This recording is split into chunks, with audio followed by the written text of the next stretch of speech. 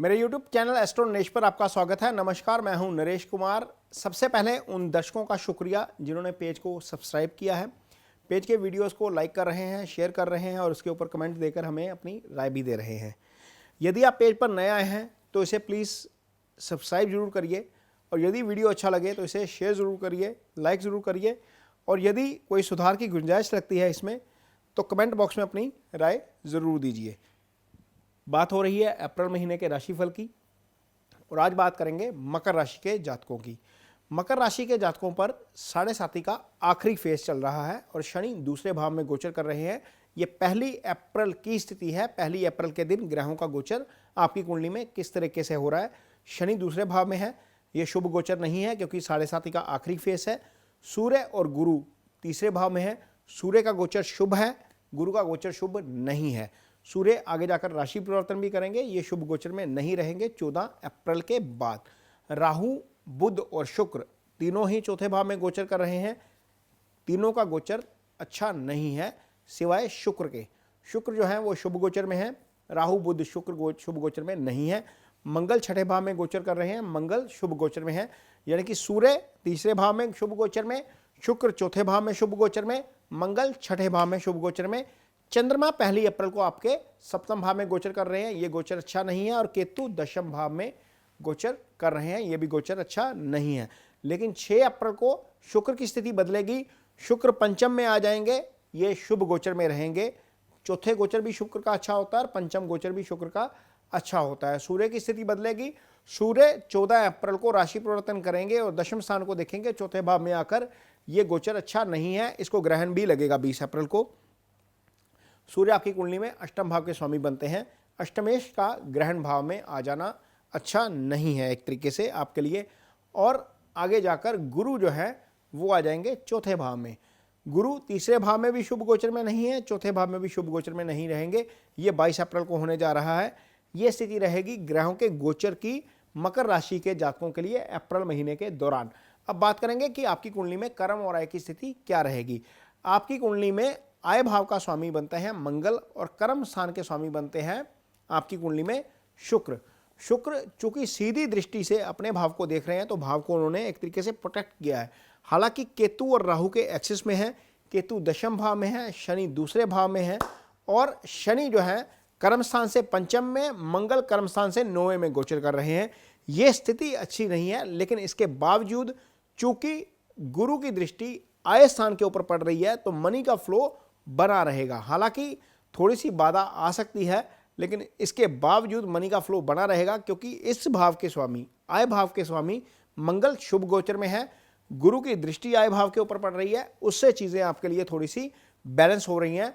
Otherwise Ketu और राहु के axis में आने के कारण शुक्र की स्थिति अच्छी नहीं बची थी गोचर में, लेकिन इसके बावजूद आय को लेकर फ्लो जो है वो बना रहेगा, कोई ज़्यादा दिक्कत नहीं आएगी। अब बात करेंगे आपकी कुंडली में पार्टनरशिप की, यानी कि आपके पार्टनर की, आपके लाइफ पार्टनर की, रिलेशनशिप की। सप्तम भाव इस समय वहाँ पर जो है वो चंद्रमा का गोचर हो रहा है। चंद्रमा इसी भाव के स्वामी हैं, 1 अप्रैल के दिन की मैं बात कर रहा हूँ। लेकिन शनि का दूसरे भाव में गोचर और केतु की दूसरे भाव के ऊपर दृष्टि, ये कुटुंब भाव होता है, यहाँ से हम फैमिली देखते हैं। जब दो जो पपी प्लैनेट हैं इस भाव को पीड़ित कर रहे हैं तो उससे चीज़ें आपके लिए ज़्यादा अच्छी नहीं है। ये आपको देखना पड़ेगा कि आपके पार्टनर के साथ आपके तालमेल में किसी तरह की कोई परेशानी ना आए।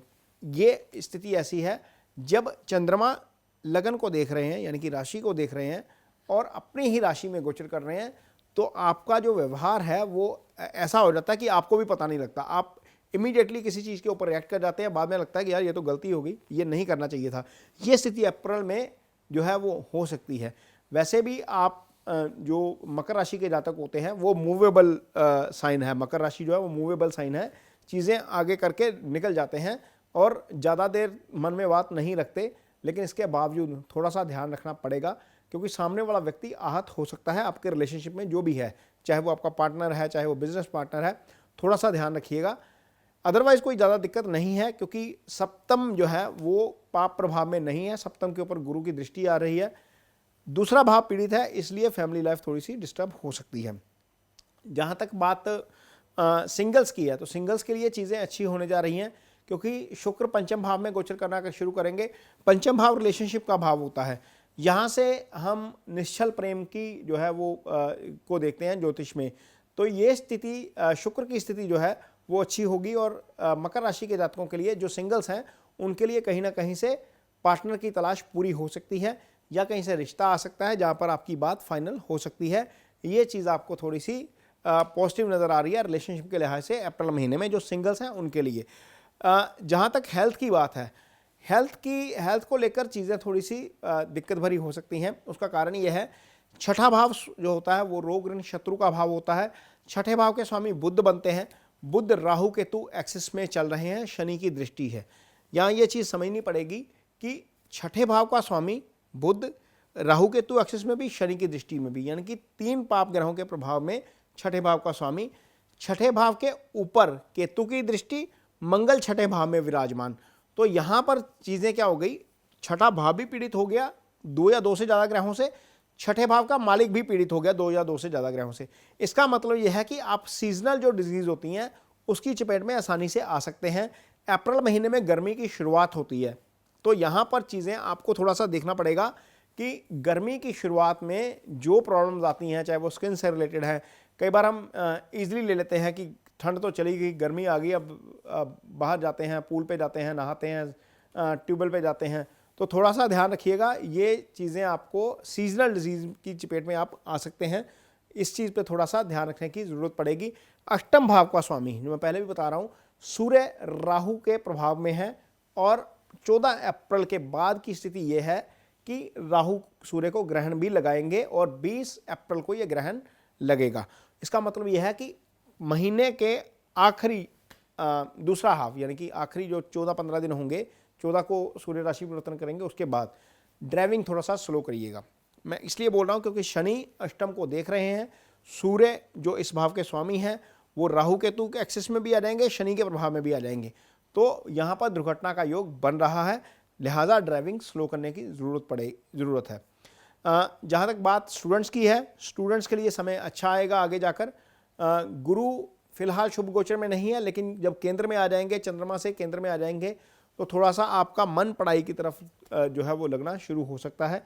क्योंकि चंद्रमा जब गुरु जब चंद्रमा के केंद्र में आ जाएंगे तो गजकेसरी योग की फॉर्मेशन हो जाएगी। हालांकि शुभ गोचर नहीं है, लेकिन एक तरीके से आपके लिए तीसरे भाव के मुकाबले थोड़ी सी बेटर स्थिति हो जाएगी। तो यहाँ पर चीज़ें स्टूडेंट्स के लिए अच्छी होने जा रही हैं अप्रैल महीने में, 22 अप्रैल के बाद। तो ये वीडियो आपको कैसा लगा, इसके ऊपर कमेंट बॉक्स में अपनी राय ज़रूर दीजिए।